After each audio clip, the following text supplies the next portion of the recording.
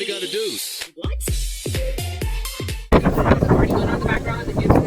Oh my god, the squeaking in the background, bro. There were like There's those swings, like yeah, like there were like hella little kids like scavenging around. No, like for the new video. they're having a party, bro. It's public land. Like, Well, it shouldn't be honestly. you can't say that. The question was like why, yeah, basically what I said. Like why do we want to fight for rights? Well, obviously also of some injustices, but what like specifically, you know? Since you don't know.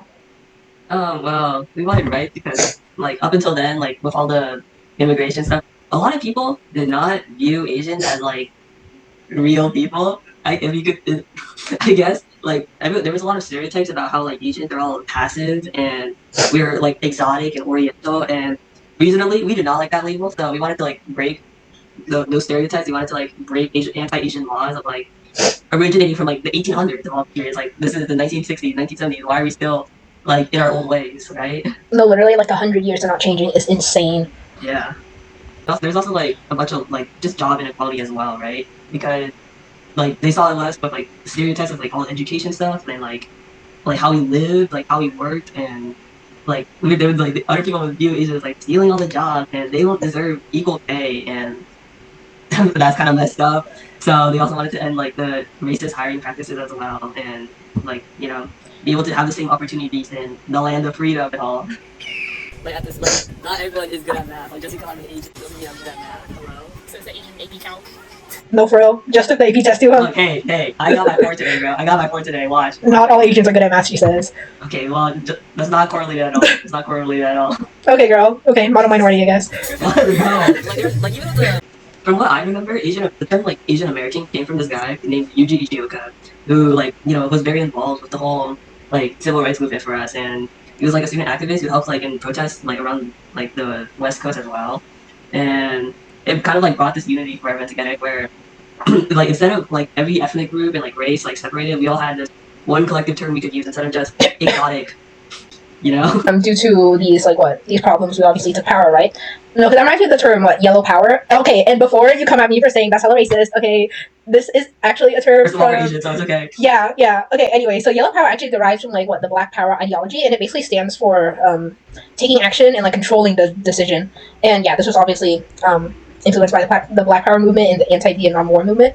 And also with your mention of, all the races coming together, they're, hella ethnicities coming together, like Vietnamese, Cambodian, Filipino, etc. And they all came together to do all these strikes and form all these groups. And yeah, you got any more to say about that?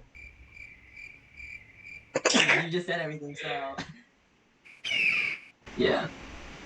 Oh yeah, and this reminds me of the Third World Liberation Strike as well, and the 1969 as well, right? Apparently, it was the longest jet strike in U.S. history, which is pretty impressive for a bunch of Dude, that sounds racist, bro. Now I can't say that. Okay, cut this out, by the way. We have the 6 organizations where Asian American as well. And, yeah, they're also black students or Latino students, sorry, and Native American students, and everybody just works together to help negotiate with their college to promote ethnic studies classes as well, right?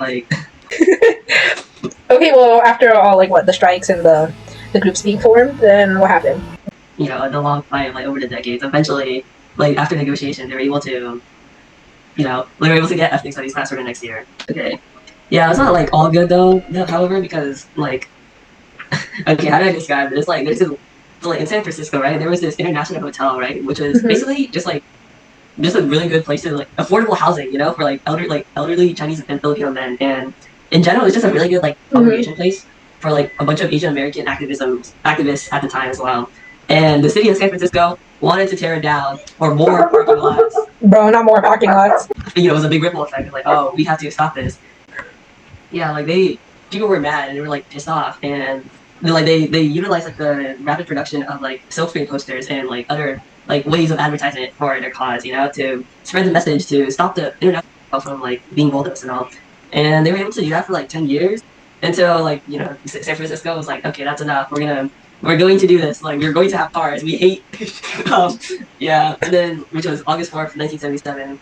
And after hearing the news about this, literally thousands of people formed human chains. They made a wall of people. So I was right about the friendship is magic one. Yeah, you were.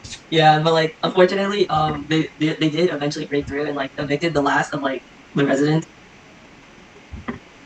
Well, I don't have a good transition for this. It just sucks. Like, yeah, people just old elderly people just got yeah, like we kicked hate out of their affordable homes. housing in California. Estimate. No, actually, It's not like yeah, even with this whole thing as well. It's not just like San Francisco and California area. It's also like other parts of the country as well. Like in Highland, Michigan, right? There's this guy named Vincent Chen. He was having a like he's living as an Asian. He's having fun. He's having a good night out. And then hopefully, before like he was brutally murdered by two white drunk guys who thought he was Japanese even though he's Chinese. nah, Even though that's they wanted like they thought okay, like at the time there were a bunch of like the perceived notion was that Asians were taking over the jobs. stop. And all the like like Toyota, like how that's formed in Japan, right? Hmm. They were like taking over like American car industries as well. And I guess like for some reason these two people people put the two together and they just assumed Japanese bad, which is obviously not true. But these two drunk white guys did, and they just beat the guy with a baseball bat and killed him Just because, nah. just because that he looked Japanese. Like, So messed up. Like damn, at least get the right the right country, bro. Come on. So yeah, so after all this backlash, what happened after that? Because obviously we have rights now, so Well, mostly, but Okay. well, because of it, like the movement, we were able to get rights. We were able to like, we were able to like unite like groups that would have otherwise avoided each other, right? Like like Asian, like API, right? Like Asian American Pacific Islander Month, hmm and just united a bunch of people. Well, I already said that, but yeah, it just did. Like it's and like connected a bunch of people and all that good stuff. yeah. So now we have the Stop Asian Hate movement after quarantine. We have a API month, which is actually this month. So watch some documentaries, y'all, or not. You're an Asian hater. Okay. Oh yeah, we have Asian American Studies now, which is a type of ethnic studies, which basically critically explores the history, issues, sociology, religion, experiences, culture, and policies relevant to us Asian Americans. And this all happened just because we fought for rights. So honestly, it really shows that anything could happen, even though like in the face of oppression, that hope prevails or something like that. Some cheesy stuff. Or something like that.